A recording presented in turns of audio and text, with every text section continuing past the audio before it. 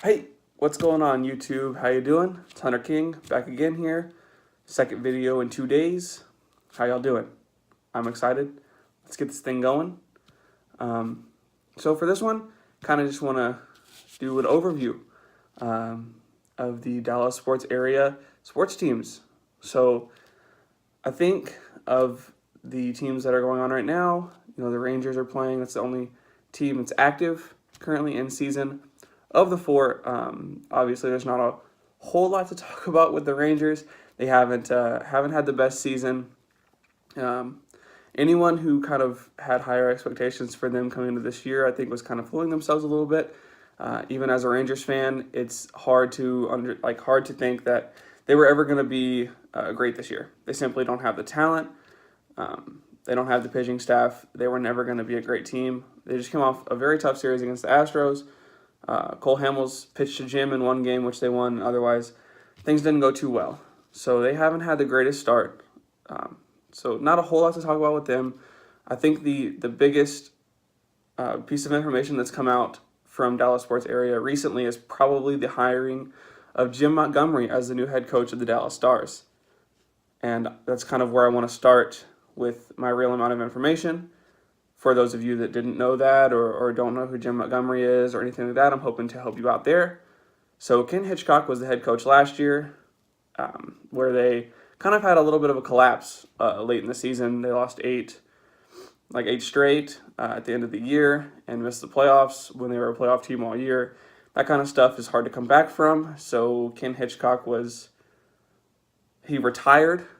So whether you want to take that as he actually retired or he was asked to leave and got given a way out where he wasn't fired, whatever you want to look at it that way, I kind of tend to think that the organization kind of told him he was going to get fired if he didn't leave. So that's kind of how it went down. So the Stars, from the end of the season to the start of the summer kind of thing, they've been looking for a new coach. And Jim Nill, the general manager, talked about, this is going to be a widespread coaching search and we're going to take our time. And I think this kind of came as a surprise to a lot of Stars fans that this announcement for this new coach came this early. I think a lot of us were going to wait till June and kind of expected things to happen in June where all the teams were done playing and you could kind of go through all the candidates. But that's not the case. They hired Jim Montgomery, as I said. He was formerly the head coach at the University of Denver, where he won a national championship in 2017. He was the coach of the year that year in college hockey. And he has, quite frankly, an outstanding record wherever he's been. He coached in the USHL prior from 2011 to 2013 and won 2 championships there. And then went to Denver, like I said, won a national championship in 17, had outstandingly winning records at both programs, won over 150 games, I believe is the number at Denver, and he comes into Dallas as just the 4th coach ever to make the jump directly from college hockey to the National Hockey League.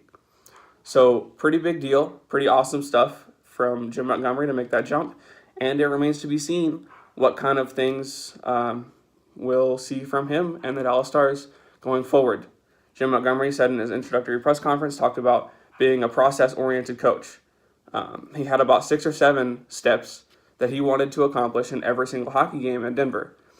Them consisting of winning the net front battle, not taking stupid penalties, and being committed to blocking shots, these kind of things, these process steps that he wants to accomplish each game. He said if you accomplish 6 of these 7, you'll win every game. So he comes into the NHL, and obviously he's going to have to adjust the way that things go in the National Hockey League compared to college. It's a very different game, and things are different. So he's talked about kind of lowering his process to maybe 4 permanent steps and a 5th optional one per game, depending on matchup. So that's kind of the process that Jim Montgomery goes by and how the team will be run. Another thing with the Stars, I think that it'll be interesting to see with the new coach, what the new roster will be going into next season. Obviously, there are a few question marks. I think Antoine Roussel is a huge question mark. I know a lot of Stars fans are very passionate about Antoine. They think highly of him because of his work ethic and his hard work, which I agree with. However, his penalty minutes went up last year and his point production drastically went down. Simply put, if you're not producing, it's hard to keep you on an NHL roster. So it'll be interesting to see where he ends up next year if he's still in a Stars sweater. Jason Spezza also been talks about him being traded, so that'll be interesting to keep an eye on. So we're really unsure at this point where the Stars will be next year. It'll be interesting to keep our eyes on, and I'll obviously keep you all updated as much as I can whenever things happen. But right now, there's the Stanley Cup playoffs going on. Vegas tied their series up with Winnipeg last night, 1-1. So that's going on, and I think as the summer unfolds, we'll see more and more. Obviously, the NHL draft is actually being held in Dallas this year, so that'll be kind of cool. The Stars have the 13th pick, so I'll probably give more info on that or who I think they might take and things like that as we get a little closer. We'll get there. So maybe that's all for the Stars now. I kind of want to move into the Cowboys. They did recently have the NFL draft in Philly, which was certainly interesting to watch as a Stars fan. David Akers kind of came out and gave it to us as Cowboys fans, and I think I said Stars fans a second ago. Oops, I meant Cowboys fans. Certainly interesting as a Cowboys fan to see David Akers, the kicker, longtime kicker for the Eagles, come out and roast us a little bit. But nonetheless, I actually want to talk about the first pick that the Cowboys made was Landon Van Der Eck out of Boise State. I am actually very excited about this pick. Now, I don't ever like to get too excited about draft picks because we simply don't know what they're going to be, what they might be, things like that. Anything can happen. We've seen guys get picked number one that never played well in the NFL at all. So it'll be interesting. I'm excited, however, because I think it was the position of need for the Cowboys. I think that if any of you watched any of the games the Cowboys played last year, you saw the same thing I did, and that was when Sean Lee is hurt for that defense, they were terrible. It was abysmal watching them play when Sean Lee wasn't on the field. So I think Landon Van Der Eck, if he works out the way that a lot of people think he will really shore up that linebacker core, and possibly Jalen Smith in his third year really can make a difference for this team. So I think that pick really works for the team.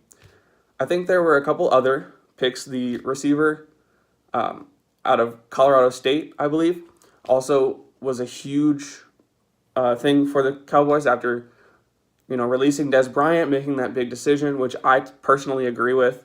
I wasn't impressed with Dez the last couple years, and I think that this is a step in the right direction to move forward, to make a younger team, to get better as a young team, and go in that direction. So I'm very excited. I think that, picks in the future and the further parts of the draft, we can get into those, but Van Der Eck is going to make the biggest impact right away for the Cowboys.